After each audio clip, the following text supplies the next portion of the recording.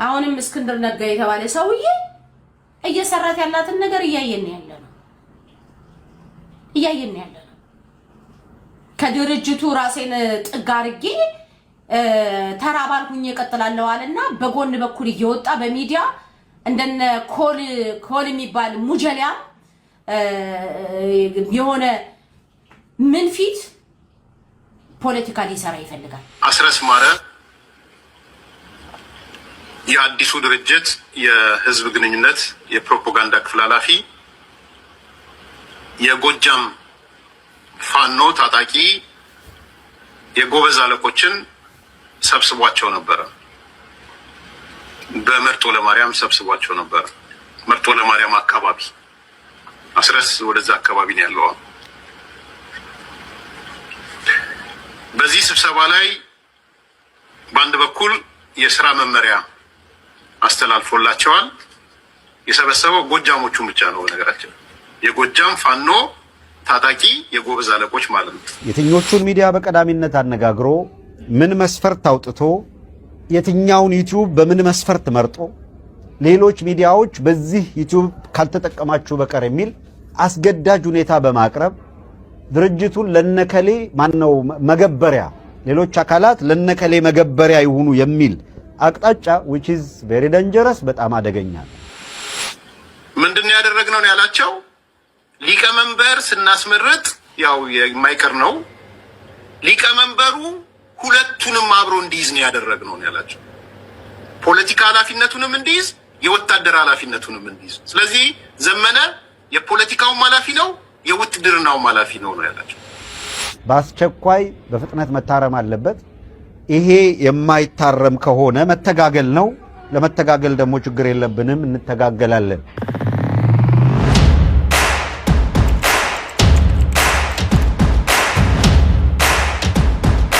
ሰላም እንዴት አላችሁ ውድ ቤተሰቦቻችን? በሌላ ርዕሰ ጉዳይ ተመልሰን መተናል። ቴዎድሮስ ካሳና ማደገፋንን ቻናላችን ደግሞ ዘኢትዮጵያ ነው። በዛሬው ዝግጅታችን ፋኖ አካባቢ የሚሰሙ ጉዳዮችን እናነሳለን። በተለይም እስክንድር ነጋን አስመልክቶ ሰሞናዊ የሚነሱ ጉዳዮች አሉ። አፋብን በቅርቡ ያደረገውን የቀጥታ ስርጭት አስመልክቶ ለሚዲያ ሰዎች ያለው አቋም ምንድነው የሚለው ጉዳይም እንዲሁ እየተፈተሸ ነው ያለው። አስረስ ማረ ዳምጤ ለጎጃም የፋኖ አመራሮች መልእክት አስተላልፏል በሚሉ ደግሞ የወጡ መረጃዎች አሉ። እነሱ ነው ዛሬ የምንቃኘው። እስከ ፕሮግራማችን ፍጻሜ ድረስ አብራችሁን ቆዩ። እንዴት አለህ ቴዲ? ሰላም ነው። ሰላም ነው። በመግቢያ ለማለት እንደሞከርኩት ፋኖ አካባቢ የሚሰሙ ጉዳዮች አሉ። እነሱን ነው የምናነሳው። ተመልካቾቻችን ስለምን እንደምናወራ ግልጽ እንዲሆንላቸው ምንጋብዛቸው ቪዲዮዎች አሉ። እነሱን እያዩ እኛ የራሳችንን መልከታ እያስቀመጥን እናልፋለን። ከሀብታሙ አያሌው እንጀምር ደስ ይለኛል። ሀብታሙ አያሌው በቅርቡ በእርግጥ ከዚህ በፊትም ያነሳ ነው ይመስለኛል ስለ ሚዲያ ሰዎች መግለጫ አውጥቶ አፋብን አስረስ ማረ ዳምጤ እንዴት እንዲህ ይደረጋል የሚል አይነት ከአንተ ጋር ይሁን ከጥላሁን ጋር እርግጠኛ አይደለሁም አንስተን ነበረ እና ያንን መተግበር በሚመስል መልኩ በቅርቡ የቀጥታ ስርጭት ሲያደርጉ የፈቀዱላቸውና ያልፈቀዱላቸው ሚዲያዎች ነበሩ እና ካልተፈቀደላቸው ሚዲያዎች መካከል የሀብታሙ አያሌው አሁን ምን እንደሆነ እርግጠኛ አይደለሁም ስሙ ኢትዮ 360 ከተበተኑ በኋላ ኢትዮ ሰገነት ምናምን የሚል ካልተሳሳትኩኝ እንዲህ አይነት ሚዲያ ላይ እየሰራ ነው። እርግጠኛ ስላልሆንኩ ነው በደፍሬ መናገር ያልቻልኩት። ነገ ደግሞ ወጥቶ አዲስ ሰገነትን ቢል ሊከፍት ይችላል። ብዙ ሰገነት ምንድነው በጣም ይወደዋል። አይ አሁን ኢትዮ ሰገነት ላይ ስላሉ አሁን ከእንትና ጋር ነው ያሉት ከሽመልስ አብራ ጋር። ነገ ደግሞ ሁለቱ ተጣልተው አንዱ አዲስ ሰገነት አንዱ ሸገር ሰገነት ሊል ይችላል። ስለዚህ እርግጠኛ ሆኖ መናገር አንችልም። የሆነ ሆኖ አንዱ ድርጅት የነሱ ነው ያልተፈቀደለትና ይሄንን አስመልክቶ በጣም በንዴት ሲያወራ ነበር። እስኪ ለተመልካቾቻችን እሱን እንጋብዛቸውና ደግሞ የምንወያይባቸውን ነጥቦች እናነሳለን። መልካም። አስገዳጅ በሆነ ሁኔታ ድርጅቱ እንዲያየው የምንፈልገው ሚዲያዎች በሚጠራበት ጊዜ የትኞቹን ሚዲያ በቀዳሚነት አነጋግሮ ምን መስፈርት አውጥቶ የትኛውን ዩቲዩብ በምን መስፈርት መርጦ ሌሎች ሚዲያዎች በዚህ ዩቲዩብ ካልተጠቀማችሁ በቀር የሚል አስገዳጅ ሁኔታ በማቅረብ ድርጅቱን ለነከሌ ማነው መገበሪያ ሌሎች አካላት ለነከሌ መገበሪያ ይሁኑ የሚል አቅጣጫ which is very dangerous በጣም አደገኛ ነው። በአስቸኳይ በፍጥነት መታረም አለበት። ይሄ የማይታረም ከሆነ መተጋገል ነው። ለመተጋገል ደግሞ ችግር የለብንም እንተጋገላለን። እንግዲህ ሰምተን ተመልሰናል። ሀብታሙ አያሌውን ሰምተኸዋል። ድርጅቱ እንዲያይልን የምንፈልገው ነው ያለው ቃል በቃል ድርጅቱ እንዲያይልን የምንፈልገው አስገዳጅ ሁኔታ በማቅረብ ያው ሚዲያዎች ላይ ማለት ነው አስገዳጅ ሁኔታ በማቅረብ ሚዲያችን ለነ እከሌ ምንድነው እንዲያቀርብ መገበሪያ ለነ እከሌ መገበሪያ እንዲሆን መገደል የለበትም የሚል ነገር ሲያነሳ ነበርና እነ እከሌ ማን ናቸው የሚለው ራሱ አሁን እዛ ፕሮግራም ላይ ፈላጭ ቆራጭ የነበረችው መዓዛ መሐመድ ነበረች። እሷን ደግሞ ከዚህ በፊት እንዳነሳ ነው አስተሳሰቧ ምንድነው ሰው እንደ ሰውነቷ ሁሉ አስተሳሰቧም የተመጠጠ ምናምን ብሎ ተችቷት ነበር። ያንን እልህ እየተወጣችውን መዓዛ መሐመድ አላውቅም፣ ግን ድርጅቱ ግን እነ መዓዛን አቅርቦ እና ሀብታሙ አያሌውን ገፍቷል እና እንታገላለን እያለ እያስፈራራ ነው። ምኑን የሚታገለው? አሁን እኮ መጀመሪያው እንደዚህ ያለ ነገር ሲኖር ፈቃድ ከሚሰጥህ አካል ነው ፈቃድ ማግኘት የምትችለው። which means እና አስረስ ይሄ ነገር በእነ ሀብታሙ አያሌው እንዲተላለፍ አንፈልግም ካሉ በቃ አንፈልግም ማለት እኮ ነው። ምንም እንትን የሚያደርገው ነገር የለም። እንደውም እኔ ብዙ ጊዜ ሀብታሙ በጣልቃ ገብነት በጣም እያስቸገራቸው ያለ ይመስለኛል። ትግሉን እኔ ልምራው አይነት ነገር ማለት ነው። እዛ ሆኖ ትግሉን በሚዲያ እኔ ልምራው አይነት ነገር በጣም አስቸጋሪ ባህሪ ያለው እንደገና አዲስ አመራር በተመረጠ ቁጥር የሚተች የፋኖ የትግል ስልት በዚህ መንገድ ካልሆነ በስተቀር ከምላሴ ፀጉር ይነቃል የማለትን ያክልና እንደው ለጣልቃ ገብነቱ ሲባል እኔ እንደውም እንኳንም አገዱት ብዬ ነው እዚህ ላይ ልል የምችለው። ኖት ኦንሊ መዓዛ ብቻም አይደለችም በዚህ ጉዳይ ላይ አይ ቲንክ ሳስበው ውሳኔ ሌሎቹም ተነጋግረውበት ይመስለኛል አይደል? ሌሎች መቼም እንደዚህ ያለ ነገር ስትሰራ እነማንማ ይሁኑ ምናምን የሚለውን ነገር ስታወራ አብረ ሴሌክት የምታደርጋቸው የምትመርጣቸው ይኖራሉ። ከነዛ ሲመረጥ በቃ እንግዲህ ነገ ጧት ደግሞ አንተ እንዳልከው ሽሜና ሀብታሙ ደግሞ ተከፋፍለው ሌላ ነገር ከሚመጣ በቃ የነሱ እንለፈው ከሌሎቹ ይወሰዱና አዳምጠው መልስ ይስጡን አይነት ነገር ይመስላልና አዎ እንደዛ ሊሆን ይችላልና ያ ነገር ይመስለኛል ትንሽ ከመገበሪያውም ከምንም ጋር አያይዞ ለሌሎችም መገበሪያ መሆን የለብንም ነው እና በአስቸኳይ መታረም አለበት ነው ያለው አቅጣጫ ሲያስቀምጥ። በአስቸኳይ መታረም አለበት፣ ካልታረመ እንተጋገላለን። አሁን ትግሉ መሬት ላይ ያለው ትግልና አየር ላይ ያለው ትግል ኮምፕሊትሊ የተለያየ ነው ማለት ነው። መሬት ላይ የሚታገሉት ልጆች ምናልባት እነሱ መካከል ችግር ሊኖር ይችላል፣ የዛሬ ጉዳያችን ስላልሆነ ነው። ግን እንደው በጥቅሉ ከመንግስት ጋር እየተዋጉ ነው ብለን እንኳን ብንል አሁን አንድ ድርጅት ስለተፈጠረ በፊት እርስ በርስ ሲዋጉ ነበረ ቀርቷል ወይ ጥያቄ ያለኝ። ግን ከመንግስት ጋር ነው እየተዋጉ ብንል እንኳን ሚዲያው ላይ ግን እንደምታየው ነው ሀብታሙና መዓዛ ናቸው የሚታገሉት እርስ በርስ። ሀብታሙና አስረስ ማረዳምጤ ናቸው። በነገራችን ላይ የዚህ የቀጥታ ስርጭትን መግቢያ ሊንክ አስረስ አልሰጥም ብሏቸው በሌሎች እነሱ በሚያውቋቸው የአፋብን አመራሮች በኩል አግኝተው ከገቡ በኋላ እንደገና እዛ ከገቡ በኋላ ነው ሪጀክት የሚያደርጓቸው። ትራንስሚትም እንዳያደርጉ ምንም እንዳያደርጉ ማለት ነው። ስለዚህ አስረስ ማረዳምጤ ራሱ ታቅቧል ሀብታሙ ጋር ማለት ነው። የራሱ የሆነ እንግዲህ ሊኖራቸው ይችላል እና እንዲህ እያሉ የሚታገሉት እርስ በርስ የጎንዮሽ ትግል ነው። ደግሞ እንደምታውቀው በዚህ ጊዜ የፕሮፓጋንዳ ስራ በጣም ሰፊ ውጊያ ውስጥ ሰፊውን ነገር የሚይዝ ነው። እዚህ ላይ ከፎረሹ መሬት ላይ መፎረሻቸው አይቀርም። ትግላቸው ከማን ጋር ነው የሚል ጥያቄ ታነሳለህ።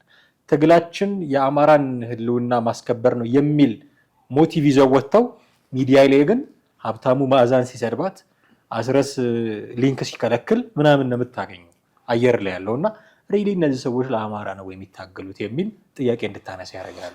አዎ እነሱ አሁን መጀመሪያ ወደ እንደዚህ ፍሮንት ከመውጣታቸው በፊት መጀመሪያ ራሳቸው ውስጣቸው ያሉትን ችግሮች ማስተካከል አለባቸው የሚል እምነት አለኝ።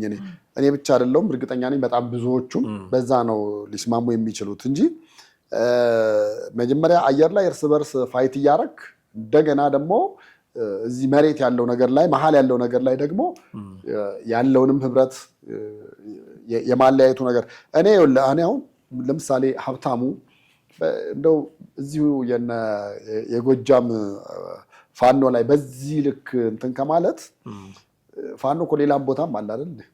ለምሳሌ አለ እዚህ ደብረ ብርሃኑ ጋር ሄዶ ወይ ደግሞ የወሎዎች ጋር ለምንድን ነው ያኛውን ብቻ ግን የጎጃሙን የፈለገው ለምንድን ነው ሀብታሙ? አሁን እኮ ይሄን ጥያቄ እንድታነሳ የሚያስገድዱ ነገሮች ናቸው። ምክንያቱም እዛ ላይ ብቻ እኔ በሚዲያ ስራ አንድ ነገር ከተከለከልክ ተከለከልክ ነው በቃ።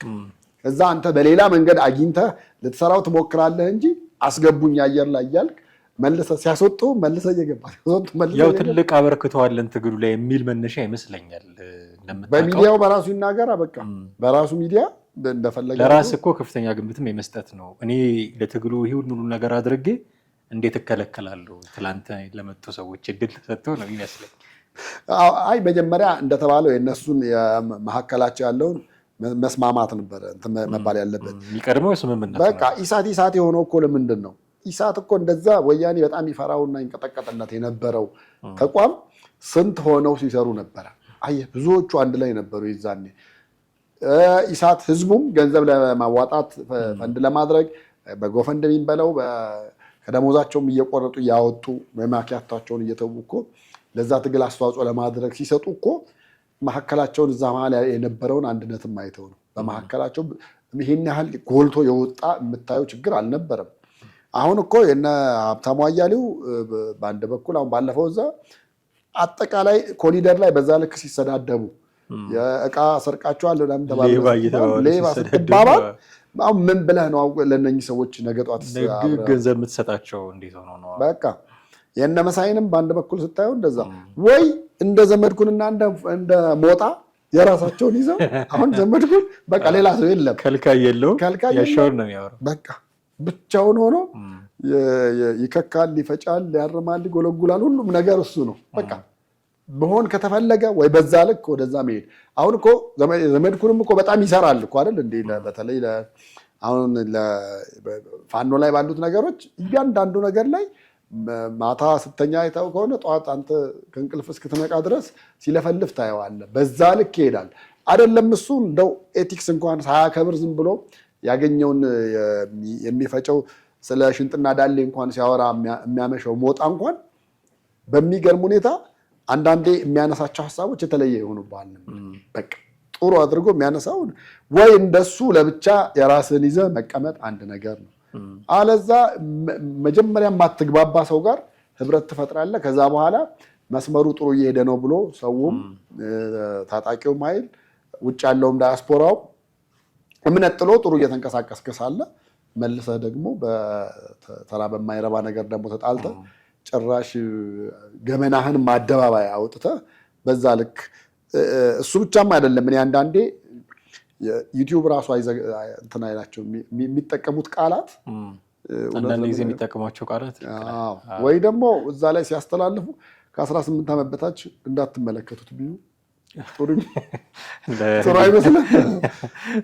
ጥሩ አቅጣጫ። ያው እኛ የነሱ ይሳካላቸው ያሳካላቸው ሳይሆን ጉዳያችን አካሄዳቸውን መፈተሽ ምንድን ነው ምን ላይ ነው ያሉት የሚለውን መፈተሽ ነው።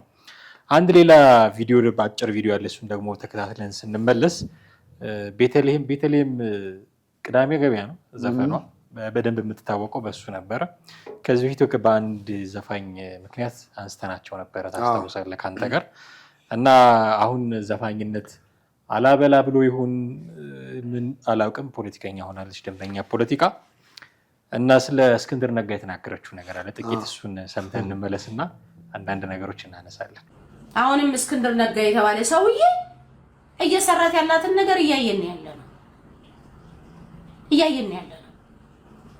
ከድርጅቱ ራሴን ጥግ አድርጌ ተራባልኩኝ እቀጥላለሁ አለና በጎን በኩል እየወጣ በሚዲያ እንደነ ኮል የሚባል ሙጀሊያ የሆነ ምን ፊት ፖለቲካ ሊሰራ ይፈልጋል። አትሰራ። እንደሰማኸው ቴዲ ስለ እስክንድር ነው ያወራችው። ራሱን ከድርጅቱ መሪነት ጥግ ላይ አድርጎ አግልሎ የሚሰራቸው ፖለቲካዎች አሉ። ፖለቲካ ሊሰራ እየፈለገ ነው ትላለች እና እንደ ኮል ትላለች። ኮል ያለችው ማለት ኮሎኔል ፋንታው ማባል ለማለት ፈልጋ ይሆን እንደሱ እጅ ሊሰጥ ነው ምናምን ለማለት ፈልጋ ይሆን አላውቅም፣ ግን እንደዛ ብላለች። እና እኔ ግን ጥያቄ አትሰራም ፖለቲካ እያለች ታስፈራረዋለች። ኦኬ ትግሉን የሚመራው ማን ነው የሚል ጥያቄውን ማንሳት ያስፈልጋል አይደል? እዛ ውጪ ሆና እስክንድር እንዲህ ታረጋለህ እንዲህ አታረግም የማለት ፓወር ካላት እቺ ልጅ አላቶ የላት እኔ የላትም ልል አልችልም። ምክንያቱም ውጪ ሆነው በሚዲያው በተለይ በማህበራዊ ሚዲያ ላይ ሆነው ተጽዕኖ መፍጠር የሚችሉ ገንዘብ አሰባስበው መላክም አለመላክም የሚችሉ ሰዎች ሲሆኑ ተጽዕኖአቸው ሊበረታ ይችላል ያስባለሁና አትመራም እያለች እስክንድርን ስታስፈራራ ታያለና ትግሉ ሪሊ በሷ ነው ወይ መመራት ያለበት? ሰምታታል ምን ፊት ምናምን እያለች ስትሳደብና በእንደዚህ አይነት ሰው ነው ወይ ትግል የሚመራው የሚል ጥያቄ ፈጠረብኝ። አለመብሰል ይመስለኛል። እኔ አንዳንዴ በነገራችን ላይ ፖለቲካ ስለተማርክ ብቻ አይደለም ፖለቲከኛ የምትሆነው ወይ ማንበብም አንደኛ እንደዛ ሊያደርግ ይችላል። ኢቭን ባትኖርበት አሁን እሷ ሙዚቃ ውስጥ ነው የኖረችው። አሁን ፖለቲካ ውስጥ ገባች ሲባል እኮ አንዳንዱ አረብ የፖለቲካ እውቀት የላትም የሚለውን ዲሲሽን፣ ሌላው ደግሞ ጭራሽ የፋኖን አንደኛ ትግል የሚያጣጥልበት ነገር ምንድነው? በአዝማሪ የሚመራ ትግል እንደዛ። እሷም ኦልሬዲ ሰምተዋለች መሰለኝ እና ታነሳዋለች አንዳንዴ። ታስታውስ እንደሆነ ባለፈው እንዲህ የጋራ ህብረት ፈጠሩ ምናሉ ተቀናጁ ምናምን ነገር ሲባል ቲክቶክ ላይ ላይቭ ገብታ ነበረ እና ማጆሪቲው የሚላት እንኳን ደስ አለሽ ያው ስትፈልጊ የነበረው ስታስቢ የነበረው ምናምን ነገር አው በቃ ራሷን እንደ ጥሩ ፖለቲካ ተንታኝ አድርጋ አቀረበችል። ከዛ በኋላ በቃ አው ልክ ናችሁ እኛም የምንታገል የነበረው ለዚህ ነበረ በአዝማሪ የሚመራ ትግል እየተባለም ስም ወጥቶልናል ምናምን ብላ ያን ሁሉ አንስታው ነበረ። እኔ በዛ ልክ እኔ አሁን ተንታኝ ሆና ይኸውልህ ማሽሟጠጥ ቀላል ነው፣ የሰውን ስራ ማጣጣልም ቀላል ነው። አፕሪሼት ማድረግ ነው ሊሆን የሚችለው ትንሽ ከበድ ሊል የሚችለው ማለት ነው። ግን እሷ ይሄንን ትግል እኔ ደግፋለሁ፣ ይመለከተኛል፣ ያገባኛል ብላ 24 ሰዓት ቲክቶክ እና ዩቲዩብ ላይ የምትቀመጥ ሴት እንዴት አድርጋ ነው በምን ሞራሏ ነው እስክንድርን በዚህ ልክ ለማጣጣል ያሰበችው? ቢያንስ እሷ እውቅና እንድታገኝ የእስክንድር እጅ አለበት። ዛሬ አይደለም የምልህ የዛሬ 20 ምናምን ዓመት ቅዳሜ ገበያን ይዛ ስትመጣ አገር ውስጥ ስትመጣ ኢንተርቪው የምትደረግ የነበረው በእስክንድር ጋዜጦች ነበር። ዛሬ በምታጣጥለው ማለት ነው። ስለዚህ ያንን ነገር እንኳን ያን አስባንት ማለት አንደኛ ነገር፣ ሁለተኛ ደግሞ የእስክንድርን ያክል ጽናት ሊኖራት አይችልም። ምንም በምንም መስፈርት ብትሰፍረው አይሆንም። አንደኛ እዛ ከባህር ማዶ ሆነ የምትናገረውና እዚህ መሀልም ሆኖ እኮ ከመሀል ከተማ አይደለም ጫካ ውስጥ ሆኖ ይሄ ሰው ነፍሱን ሰጥቶ ነው ነፍሱን አስይዞ ነው ላመንበት ትግል የገባው አይደለም። እሷ ምንድነው የተደላደለ ምቾት በርገርና ሳንዱቿን እየበላች በዛ ልክ ለማብጠልጠል መሄድና በተለይ የእስክንድርን አካሄድ ለመተቸት መሞከር ምን በየትኛው ሚዛን ታስቀምጠዋለህ? በየትኛው ሚዛንና ነገ ከነገ ወዲያ በእርግጥ እስክንድር ሊሰማው ይችላል፣ ግን መልስ አይሰጣትም። ኢኮኖሚ ያልፈው ምክንያቱም አሁን አንተ የሆነ መልስ ለመስጠት እኮ ሚዛን ይሄ ሰው ሚዛኑ ከኔ እኩል ነው ወይ ብለህ የሚለውን ነገር ማሰብ መቻል አለብህ እንጂ ተነስቶ አዝማሪውም ሲናገር ማሲንቆ የሚመታውም በግጥም ሲተችህ ተነስተ ለዚህ ሁሉ መልስ የምትሰጥ አይነት ነገር ከሆነ ኦልሬዲ ስራ የለህም ማለት ነው። ወይ ደግሞ በታችነት ሜንታሊቲ አለብህ ማለት ነው። ለምን ያንን ክብርህን አስጠብቀ የበላይነትን አስጠብቀ ለመሄድ እዚህም ለመጡብህ ነገሮች መልስ ለመስጠት ሚዲያ ላይ የምትወጣ አይነት ነገር ከሆነና ቤቲ በዚህ ልክ የወረደ ነገር በነገራችን ላይ ለፋኖ ከሱ በላይ ሊጠቅም የሚችል ሰው ማንም አለ ብለህ ልትለው የምትችለው አይደለም። የእሱ ደጋፊዎችም ደግሞ ምን እንዳሏት ገብተህ ማየትም አንደኛው በቂ ነው ብዬ አስባለሁ። ፋኖ ውስጥ አትንኩብን ከሚባሉ ሰዎች መካከል አንደኛው እስክንድር ነው። አሁን ቤቲ ወታ በፖለቲካ ማውራት አለባት የለባትም የሚል ጀጅመንት ውስጥ አንገባም እኛ። ማንኛውም ሰው ተነስቶ ሊያወራ ይችላል። ደግሞ እነሱ ደግሞ ነገሩን የህልውና ትግልም ነው ብለው ስለሚያምኑ ለህልውናሽ አትታገይ የሚል እኔ ደፍሬ ልናገር አልችልም። ግን አደባባይ ላይ ከወጣህ ህዝብ ያየኛል፣ የምናገረው ሀሳብ አለኝ፣ የያዝኩት አቋም አለኝ፣ ማስተላለፈው መልእክት አለኝ ካልክ በትክክለኛው መንገድ ነው የምትናገረው፣ እየተሳደብክ አይደለም። ስድብ ፖለቲካ ሆኗል እኛ ሀገር በጣም በሚያስጠላ ሁኔታ ስድብ ፖለቲካ ሆኗል፣ ማናናቅ ፖለቲካ ሆኗል፣ ማንቋሸሽ ፖለቲካ ሆኗል። ይህንን እንዴት አደባባይ ላይ ይዘህ ትወጣለህ? የሚቀመጥ ነው በነገራችን ላይ ነገ ከነገ ወዲያ እንዲህ አይቀጥልም። መቼም ሁሉም እንደዚህ እንደፋነነ አይቀጥልም። ሁሉም የፖለቲካ ጎረምሳ ሆኖ አይቀጥልም። አረፋ የከተተ ቀን ሁሉም ወደ ቀድሞ የተመለሰ ቀን ደህና ሀገር ይወጣልናል።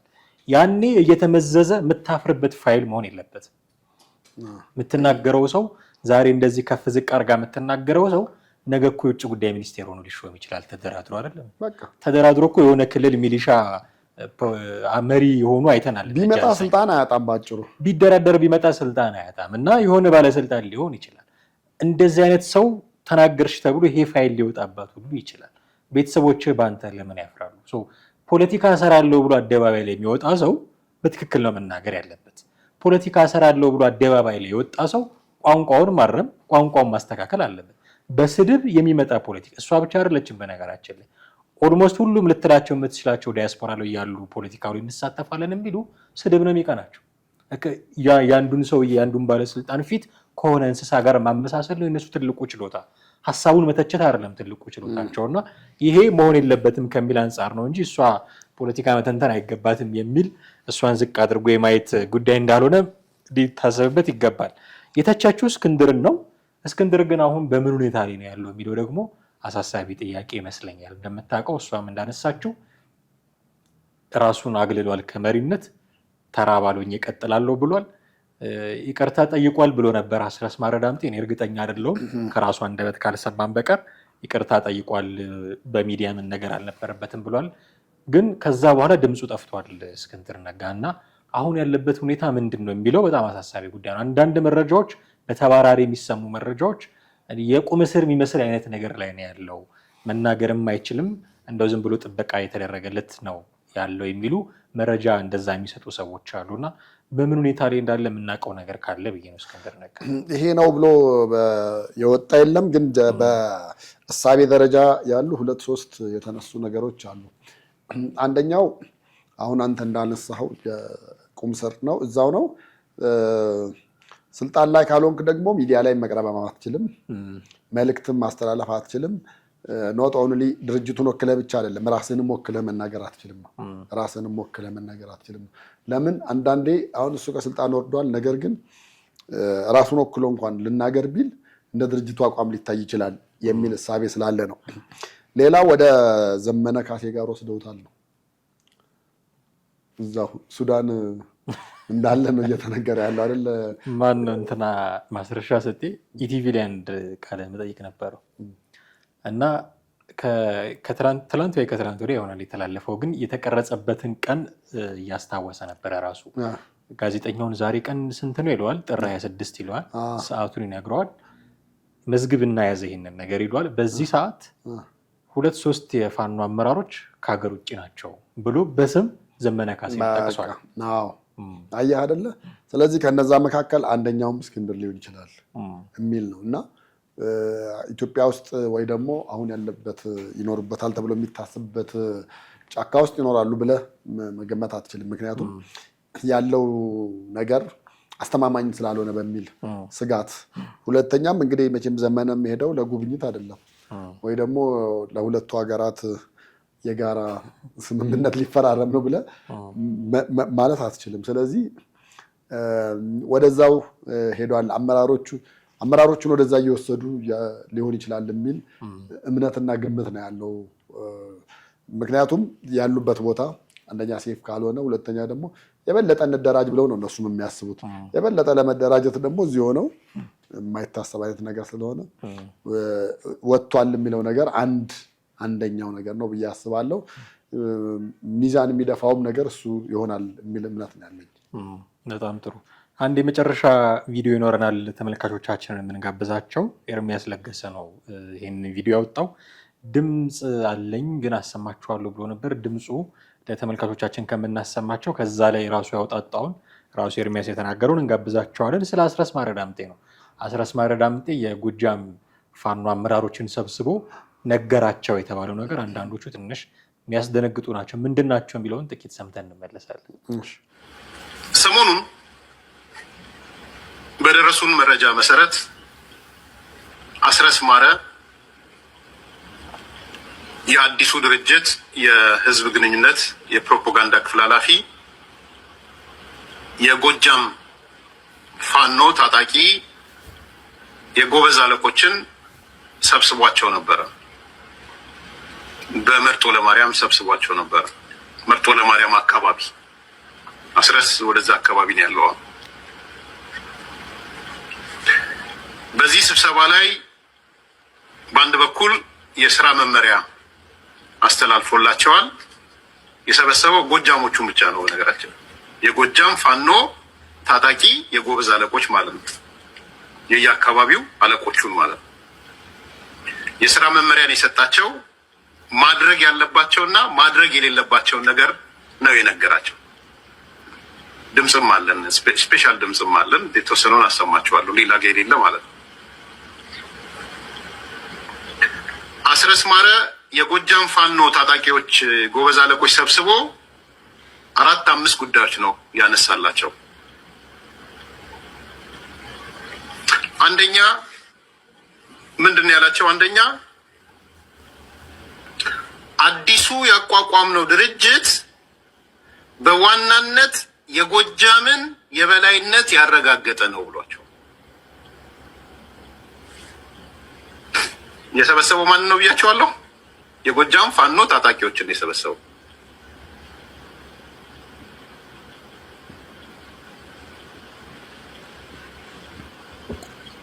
አሁን የመሰረት ነው የአማራ ፋኖ ብሔራዊ ንቅናቄ በዋናነት የጎጃምን የበላይነት የጎጃም ታጣቂን የበላይነት ያረጋገጠ ነው ብሎ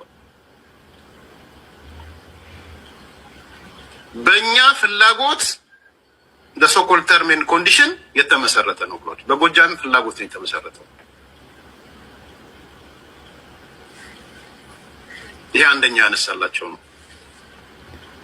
ሁለተኛ አስረስ የነገራቸው ነገር ለጎጃም ፋኖ ታጣቂ የጎበዝ አለቆች ማለት ነው በአዲሱ ድርጅት ቁልፍ ስልጣኑን የተቆጣጠርነው እኛ ጎጃሞች ነን ብሏቸው። ምንድነው ቅሬታ ምናምን የምታሰሙት ነገር? ከዚህ በላይ ስልጣኑ እንዴት እንቆጣጠረው? በጎጃም ታጣቂዎች የበላይነት የተመሰረተ ድርጅት ነው፣ ደስ ሊላችሁ ነው የሚገባው ብሏቸዋል። ከዛ ዘርዝሮላቸዋል። ሊቀመንበሩን ያዝነው እኛ ነን ብሏቸዋል። ሊቀመንበሩን ብቻ ሳይሆን ፖለቲካውንም ውትድርናውንም የወታደራዊ ክፍሉንም የፖለቲካ ክፍሉንም በበላይነት የምንመራው እኛ ጎጃሞች ነን ብሏል።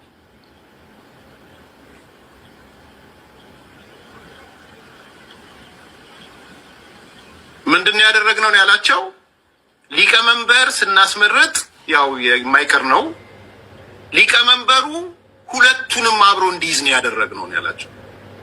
ፖለቲካ ኃላፊነቱንም እንዲይዝ የወታደር ኃላፊነቱንም እንዲይዝ። ስለዚህ ዘመነ የፖለቲካውም ኃላፊ ነው የውትድርናውም ኃላፊ ነው ነው ያላቸው። አንዱ ይሄ አላቸው። ሁለተኛ ፕሮፓጋንዳው ነው። ፕሮፓጋንዳው እኛ ስር ወድቋል እኔ ነኝ ብሏቸዋል። እሱ ነው እውነቱን ነው።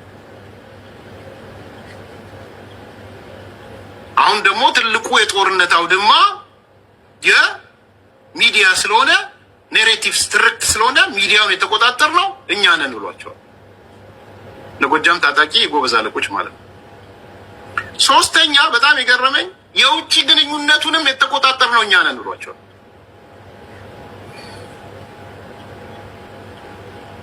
ለሆነ ሰዎች ብንሰጠው ከኢሳያስ አፈወርቂ ከሻዕቢያ ጋር በቀጥታ የሚገናኙ ሁለት ሰዎች ናቸዋል። ከህወሓትም ከሻዕቢያም። እነዚህ ሰዎች አንደኛው ሊቀመንበራችን ነው ብሏቸዋል፣ ዘመነ ማለት ነው። ሁለተኛው ተፈሪ የሚባል ነው አለ። ከሻዕቢያም ጋር የተስማማ ነው በተፈሪ በኩልና በዘመነ በኩል ነው ትእዛዝም ያልፈዋል። ተፈሪ የነሱ የጎጃም አዛዥ ነው። የብሔራዊ ደህንነት ወይ ምናምን ብቻ ብሎ የነሱ አዛዥ ነው። የቴዎድሮስ እዝ ምናምን ነገር ነው።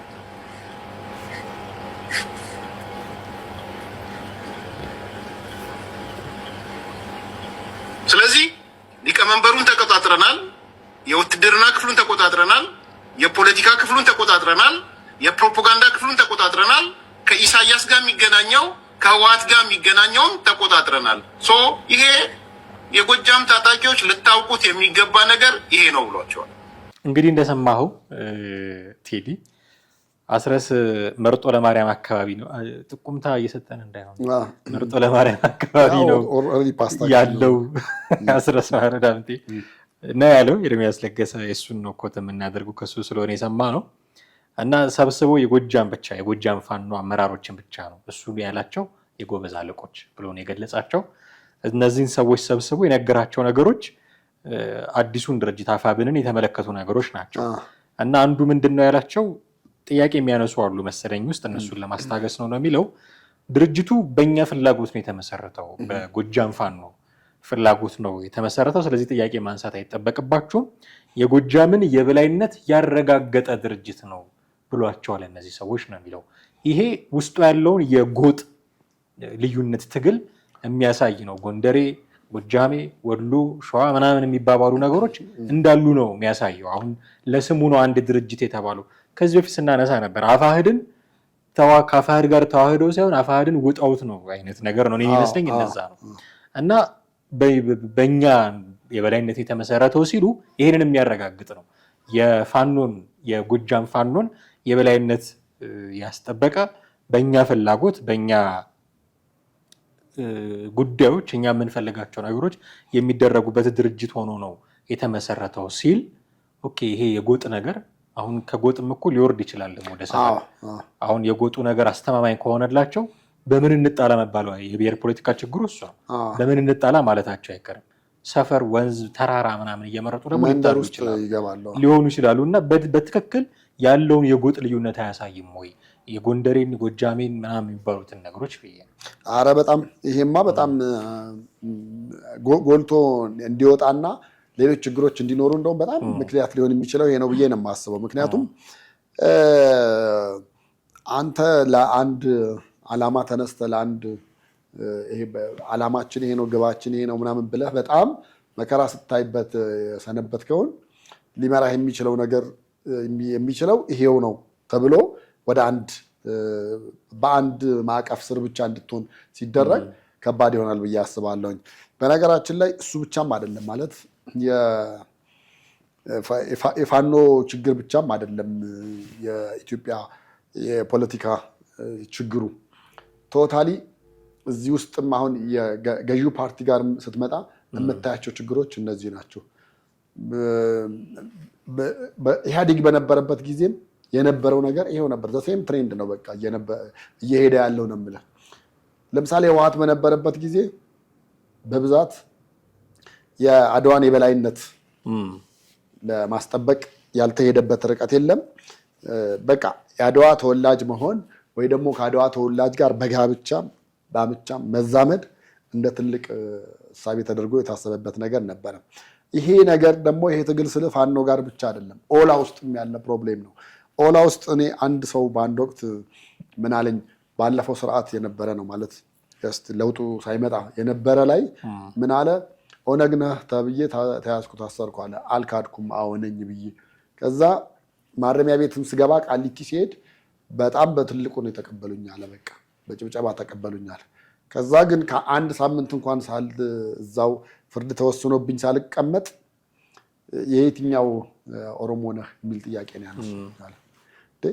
ሁላችንም ኦሮሞዎች አንድ አይደለን ወይ ለአንድ ትግል አይደለን ወይ የተነሳ ነው የሚል ሐሳብ ሳነሳ አይደለም። የሸዋው ማን ነው አሁን ወደዚህ ወደ ሱሉልታ አካባቢ ያለውን ሌሎች አካባቢ ያለውን የሸዋ ኦሮሞ ተብሎ የሚባለው ቶታሊ ከአማራ ጋር የተጋባ ስለሆነ ፒውር አይደለም፣ እሱም አይሆንም። እሺ ሲባል አርሲ ውስጥና ባሌ ውስጥ ያለው ደግሞ ከሙስሊም ጋር የተዋለደ ስለሆነ እሱም ደግሞ ንጹህ አይደለም። እሺ ሌላስ ሐረሩ ጋር ያለው ደግሞ ከቆቱም ከሌላውም ጋር ስለሆነ እሱም ትክክል አይደለም ማለት እና የመጨረሻው ንጹህ የተባለው የወለጋው ነው፣ ልክ እንደ ቂቤው ማለት ነው። እና እናንተ ተባብራችሁ እኛን ለስልጣን ልታበቁ ነው እንጂ እኛ ከእናንተ ምናምን የሚባለው ዋናውን ቦታ አይዘም የሚል ነገር እዛ ትግል ውስጥ በመግባቴ በጣም ነው ያዘንኩት አለ። ከዛ በኋላ ይቅርታ ጠይቄ መንግስትም ይቅርታ ሲለቀኝ ቀጥታ ከሀገር ነው የወጣሁት አለ። ከዛ እንደዚህ ያለ የፖለቲካ ወይ ደግሞ የብሔር ፖለቲካ ያለበት ትግል ውስጥ አልገባም ብዬ ነው የተውኩት ነው የሚለው። ይሄ ነገር በእርግጠኝነት ፋኖ ላይ ታየዋለህ፣ በእርግጠኝነት ታየዋለህ። አሁን አስረስ ማረ የጎጃም ፋኖ ታጣቂዎችን ሰብስቦ እንደዚህ ተናገረ። ይሄ ሲናገር ይሄን ብቻ አይደለም ቃል የምትወስደው። አሁን ባለበት ሁኔታ ላይ እንቅስቃሴያቸው የበለጠ ጎልቶ እየወጡ ያሉት በፕሮፓጋንዳውን ብለህ በለው፣ በአመራርም ደረጃ ብለህ በለው፣ ከውጭ ባላቸው ግንኙነትም ብለህ በለው ብትለው እንዳለ የምታነሳው ወደ ጎጃም ነው የሚወስድ። መንገዶች ሁሉ መስመሮች ሁሉ ወደዛው ነው የሚወስዱ።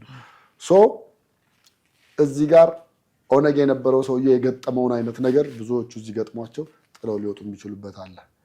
እርግጥ ነው እሱም በሱ ብቻ ደረጃም ሳይሆን አሁን ኢትዮጵያ ውስጥም የምትሰማው ብልጽግና ውስጥ ያለው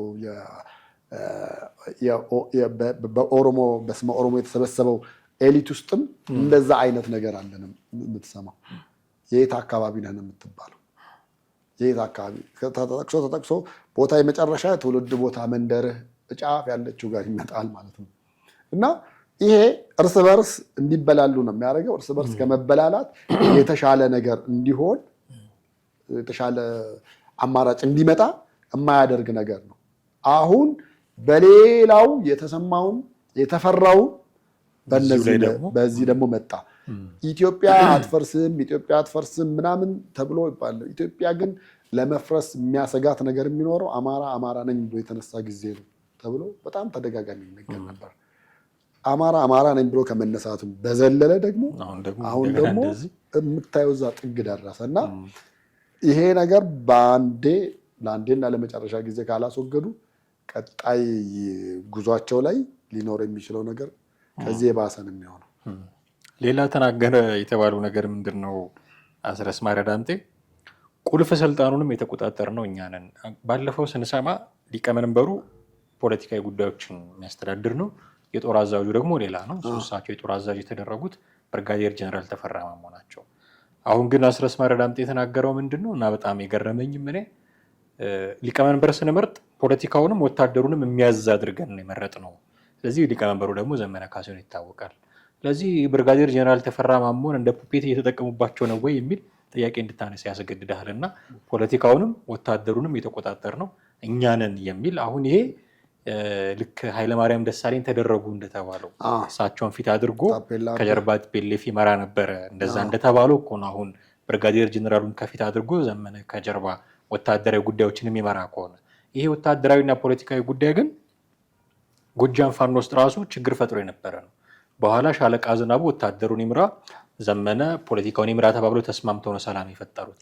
ያው ጉዳይ ነው አሁን አዲሱ ድርጅት ውስጥ የመጣውና ዘመነ ፖለቲካውንም ወታደሩንም የሚመራው እሱ ነው እየተባለ ነው።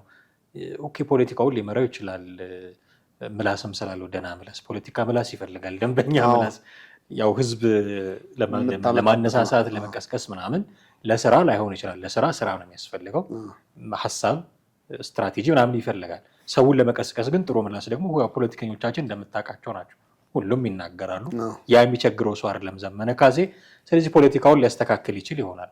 ወታደሩን ግን እንዴት ይመራዋል ብዬ እኔ ከብርጋዴር ጀነራሉ የተሻለ ይመራል ብለህ ማለት አትችልም። ያው እሳቸው ልምዱም አላቸው፣ ልዩ ኃይልን የመሩ ነበሩ፣ ልዩ ኃይልን የመሩ ናቸው። ጂኦግራፊውንም ሙሉን ያውቋታል። በቃ ኢትዮጵያ የጂኦግራፊ ወታደራዊ አቀማመጥ መሬቱን ምናምን በሙሉ በመዳፋቸው ላይ አለ የተባሉ ሰው ናቸው። እሳቸውን ወደ ጎን አድርገህ አንተ ሁለቱን በነገራችን ላይ ፋኖ ውስጥ አሁን የዚህ አይነት ችግሮች በፊትም እየተነሱ እንደነበረ ታስታውስ እንደሆነ መዓዛና አንዴ ከሌን ተቸሽ ተብዬ ተዘመተብኝ ምናምን ነገር። አሁን ዲሞክራት ካልሆኑ መቼ ዲሞክራት ሊሆኑ ነው? በሰውን ሀሳብን በሀሳብ ማሸነፍ ሲገባቸው ወደ የተለየ እንትን የገቡት በምን ምክንያት ነው የሚል ነገር አንስታ ነበረ። ያ ነገር ይሄ ዲክታተር እንትንም መስመሩ አሁንም እየመጣ ነው ማለት ነው። ሁሉ ነገር ወደ አንድ አመተህ በአንድ አመራር እዝ ስር ስታደርገው አብሮ ሊሄድ የሚችል አይደለም። በቃ ስልጣን መጀመሪያ ሲጀመር የፖለቲካ ስልጣን ክፍፍልን ነው የሚፈልገው። ዲሞክራት ሊያደርግ የሚችለው አንደኛ እሱ ነው። ሁለተኛ ደግሞ በሀሳብ አንድ መሆን ላይጠበቅብህ ይችላል። ያን ነገር በሐሳብ ፍጭቶች ግን ወደ አንድ ታመጣዋለህ እንጂ ሁሉም አዎ ብሎ አጨብጭቦ ተነስቶ እንደሚሄደው አይነት ነገር ከሆነ ያም ራሱን የቻለ የሆነ ችግር አለ ማለት ነው። ሶ ያመነበትን ባይሆንም አመተህ ግን ማሳመን መቻል ያለበት ብዬ ነው የማስበው። እና ለዘመነ ሁሉንም ነገር ጠቅልለህ በእጁ ከሰጠው ምን ካረከው አድራጊ ፈጣሪ እሱን ካደረከው ነገ ጠዋት ሊከሰት የሚችለው ነገር ሌላ ምንም ሊሆን አይችልም። ልክ በደርግ ጊዜ እንደነበረው ከጓድ መንግስቱ አብዮታዊ አመራር ጋር ወደፊት ይባል እንደነበር ያ ነገር ነው ተመልሶ የሚመጣ ወይም በጃንሆይ ዘመን እንደነበረው ማለት ነው። ህወሓትም ያን አይነት ድክመት ታይበታል። ለምሳሌ ከአቶ መለስ ሞት በኋላ ፍርክስክሱ ወጣ። በቃ 4 ኪሎ ቤተ መንግስት ለመግባት በረከት ይሁን አማራማ በረከት አማራ ነው ተብሎ እንዳያድናቸው እንኳን እሱንም እንኳን እምነት ጥለውበት አላስገቡትም። ኃይለማርያም ደሳለኝ ነበር እንደፈለጉ እንደሚያንቀሳቅሱት ስለሚያውቁ የመለሱትና ከጥቂት ጊዜያት በኋላ የፋኖ እጣ ፈንታ የሚሆነው ይሄ ነው። ነገሮቹ ካላስተካከለ ምን ካላረገ ሊሆን የሚችለው አንድና አንድ ነገር ይሄው ነው። ዘመነ ብቻ ብለህ ሁሉን ነገር እሱ ላይ ያሸክመው ነገ ጠዋት እሱ ታመመ፣ ቆሰለ፣ ምን አለ ምናምን በተባለ ቁጥር እንደገና ሌላ ያቺም ስልጣን ሆና ነው የምልህ ገና እንደው ወደ ከፍ ወዳለው ሳይመጡ ያቺም ስልጣን ሆና እዛ ላይ በስልጣን ደረጃ ፋይት ካደረግ ወደፊት ሊሆን የሚችለው ነገር አሳሳቢ ነው የሚሆነውና ቀስ በቀስ ስልጣን ያጡት ደግሞ እየመጡ ሲጨባበጡ ከዛ መንግስት ደግሞ በአንድ በኩል እጅ ሰጥቶ ሳይሆን በድርድር ነው የመጡት ይላል። ወደዛ መንደር ደግሞ የምትሰማው መግለጫ ከስልጣን በፊት ማውረደነው ነበረ፣ ስልጣን ምንም አይነት ስልጣን የለውም፣ ተራ አባል ነው ያደረግነው፣ ተራ አባል ያደረግነው ይሄን ነገር ስጋት ስለነበረን ነው የሚሉ መግለጫዎች ደግሞ ከዛኛው ወገን ትሰማለና እንዲሁ እየተገለባበጠ ይቀጥላል። የምልህ ግን አካሄዱ አሁን ያደረጉት ነገር አውቶማቲካሊ 100% ስህተት የተሞላ ነው። አሁን እንደዛ ብሎ ማለት ነው የሚቻለው። መረጃዎቹ የሚጠቁሙት እሱን ነው። እውነት ከሆነ እና አስረስ ማረናምጤ ምናልባት የማይሆን የሆነ ቦምብም የረገጡ አይነት የሆነ ጊዜ ጠብቆ የሚፈነዳ የነበረውን ቦምብ አሁን በጊዜ የረገጡት አይነት ነው የሚመስለው። ምን አይነት ኬዎስ ይፈጥራል ፋኖ ውስጥ አላውቅም። እነ ብርጋዴር ጀነራል ተፈራ ማሞ ምን አይነት ምላሽ ይሰጣሉ አናውቅም። ምላሽ ከሰጡ እንዲሁ ደግሞ የእነሱንም ሀሳብ ይዘን መተን እዚህ ምንወያይበት ነው የሚሆነው። የምትጨምረው ነገር ከሌለ እናበቃለን። የለም ግን ያው የጎበዝ አለቆቹ ቢያስቡበትም ጥሩ ነው። ነገ ደግሞ የጎበዝ አለቆች የሉበትም እኛ ብቻ ነን እንዳይል ማሰቡ ጥሩ ነው የሚሆነው። እጅግ አድርጌ አመሰግናለሁ ቴዲ። ወደ ቤተሰቦቻችን እናንተም ከኛ ጋር ነበራችሁ ቆይታ እጅግ አድርገን ነው የምናመሰግናችሁ። ሀሳብ አስተያየቶቻችሁን እንጠብቃለን። ቻናላችንን ሰብስክራይብ ማድረጋችሁን የቪዲዮቻችንን ደግሞ ሼርና ላይክ ማድረጋችሁንም እንዲሁ እንጠብቃለን። ስለምታደርጉት ትብብር ሁሉ አስቀድመን እናመሰግናለን። ቴዎድሮስ ካሳና አማሃ ደገፋ ነበርን። የዛሬውን አበቃን። በሚቀጥለው በሌላ ርዕሰ ጉዳይ እንገናኛለን። ጤና ይስጥልን።